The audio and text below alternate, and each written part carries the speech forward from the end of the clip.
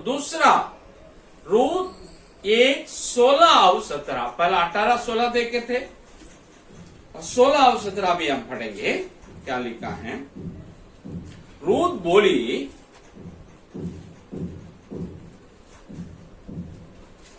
तू मुझसे यह विनती ना कर कि मुझे त्याग या छोड़कर लौट जा, क्योंकि जिधर तू जाए उधर मैं भी जाऊंगी, जहाँ तू ठीक है वहाँ मैं भी ठीक होंगी, तेरे लोग मेरे लोग होंगे और तेरा परमेश्वर मेरा परमेश्वर होगा। जहाँ तू मरेगी जहाँ वहाँ मैं भी मरूंगी और वही मुझे मिट्टी दी जाएगी। यदि मृत्यु छोड़ और किसी कारण मैं तुझसे अलग होऊं तो यहोवा मुझसे वैसा ही वरन उससे भी अधिक करे। ये क्या बोल रही है? यहोवा सॉरी तेरे लोग मेरे लोग होंगे करके बोल रही है। इसको मैं दूसरे दृष्टिकोण से पिछले सत्र पेश किया था, अब दूसरे दृष्टिकोण से हम करेंगे। ये क्या कर रही है? अपने सास मां के लोगों को अपना बना लेती है, अपना ली है।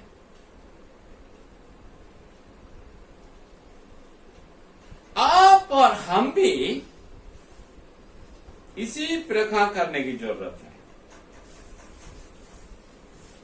एक एक बहुरानी क्या करना है, जहां वो बोलते हैं ना, या क्या बोलते हैं, अपने मायके को बोलती है अपना घर, और अपने शादी करके जहां गई है वो क्या बोलते हैं? यहाँ पे क्या बोलती है?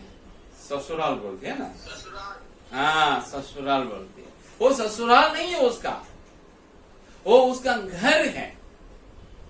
ये नया घर है, प्रवेश घर है, वो जन्म का घर है।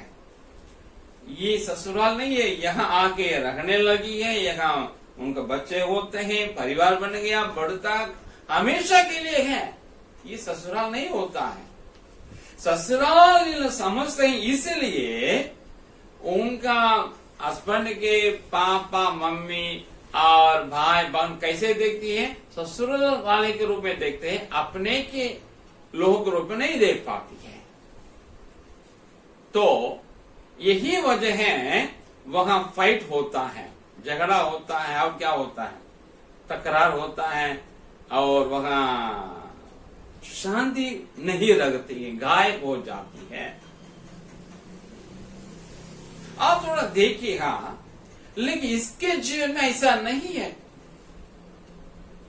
दुनिया में घर में अगर शांति होना चाहिए, एक एक बहुरानी अपने ससुराल वाले, मतलब ऐसा नहीं बोलेंगे, अपने पति के माँ बाप को अपने पापा मम्मी, और अपने उनके भाई बहनों को अपने भाई बहन माने।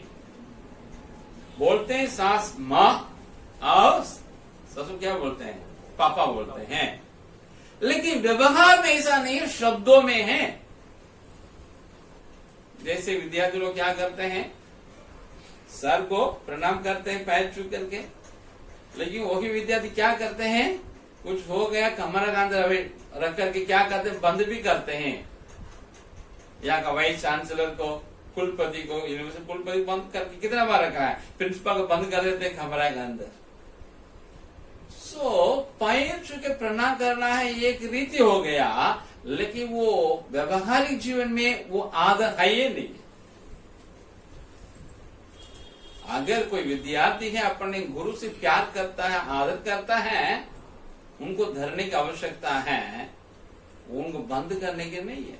इसी प्रकार हम यहाँ देखते हैं, बहुत लोग माँ बोलते हैं, पापा बोलते हैं, लेकिन व्यवहार में जब आ जाए वो ऐसा नहीं है। लेकिन कलीसिया में ऐसा ना हो, क्रिश्चियनों के बीच में ऐसा ना हो। सचमुच में माँ माने, पापा माने, और उनके भाई को अपने माए, उनके मामी को अपने मामी माने,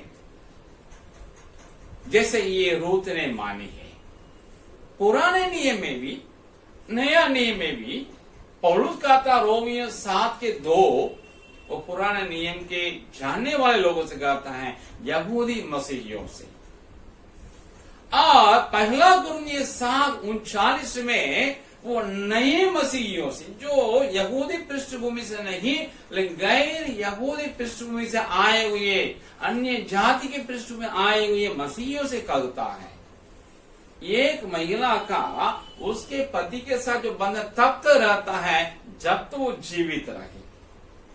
मरने के बाद वो उस बंधन से छूट जाती हैं और किसी से भी शादी कर सकती है। अभी भी वो गुलाम नहीं है, अभी भी रीति रिवाज से बंधे हुए नहीं है।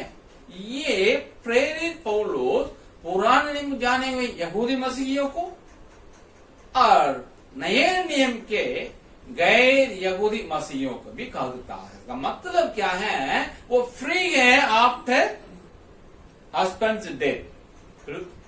हस्बैंड के मृत्यु के बाद एक पत्नी फ्री हो जाती है उन बंधन से। लेकिन हमारे रूल ऐसा नहीं है, उससे आगे बढ़ करके बंधन अभी नहीं है तो भी वो अपने को बांध रही है अपने सास मां के साथ, बांध करके वो आगे बढ़ती हैं। ये स्वयं स्वेच्छा से। इसके लिए क्या चाहिए? बहुत बड़ा दिल चाहिए। दिल मतलब साइज में भी बड़ा चाहिए और गुणवत्ता में भी बड़ा चाहिए, तभी ही ये संभव है। तो क्या परिणाम निकला है आपको?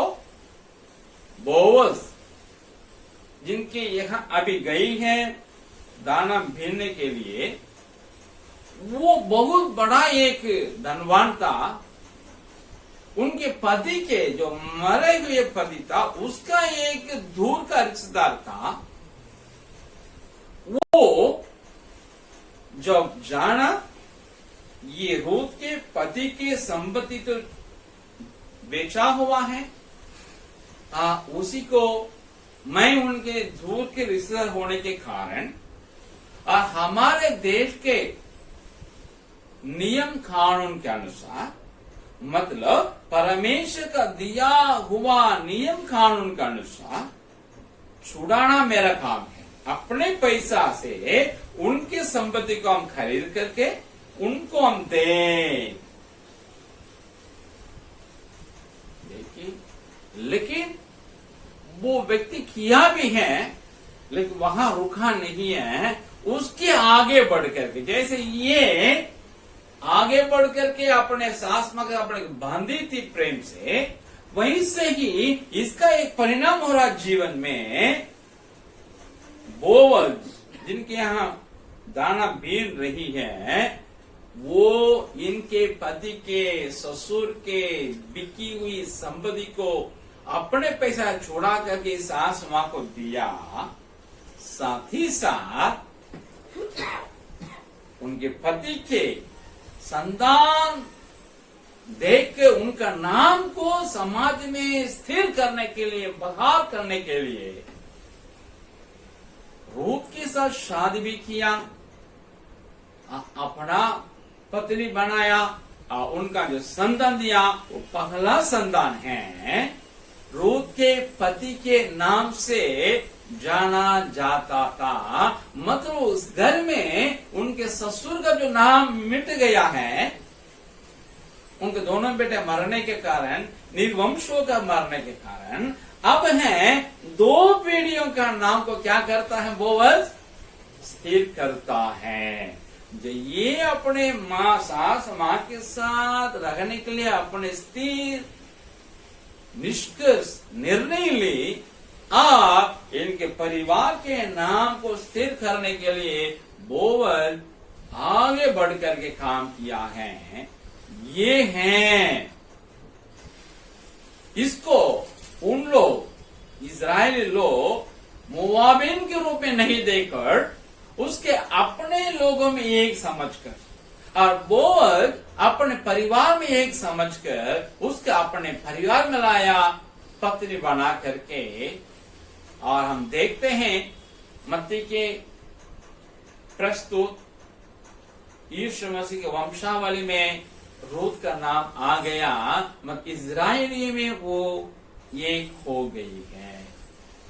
यदि आप भी अपने पारिवारिक, अपने सामाजिक और अपने पेशेवर के जीवन में इस प्रकार आप अपने ससुर वाले के लोगों को अपना समझ लेंगे और जहां काम करते हैं वहां मालिक के लोगों को अपना समझ लेंगे, जहां आप रहते हैं वहां आप दूसरे घर से, शहर से आए होंगे या दूसरे क्षेत्र से आए होंगे, जहां रहते हैं वहां के लोगों को तो अपना समझ लेंगे। सचमुच में ऐसे परिवार में, आपके परिवार में, आपके समाज में, जहां आप काम करते उस कार्य क्षेत्र में, कारखाना में या ऑफिस में अवश्य शांति कायम होगा और आपको आने वाले पीढ़ी नहीं, पीढ़ियां आपको याद रखेंगे। जैसे रूत को 3000 साल भी हो गया, पार भी कर लिए, आज भी हम लोग याद करते हैं, क्रिश्चियन याद करते हैं, इजराइल लोग याद करते हैं, पूरे विश्व में उनको याद किया जाता है। दुनिया के कोने में छोटा सा देश है इजराइल, उसमें छोटा सा गांव था, आज भी है, छोटा ही है, बैतलहम। वहां की बात पूरे दुनिया आज याद करती, सीख रही है, जो दुनिया भर में आप रूपांतरण का काम कर रहा है।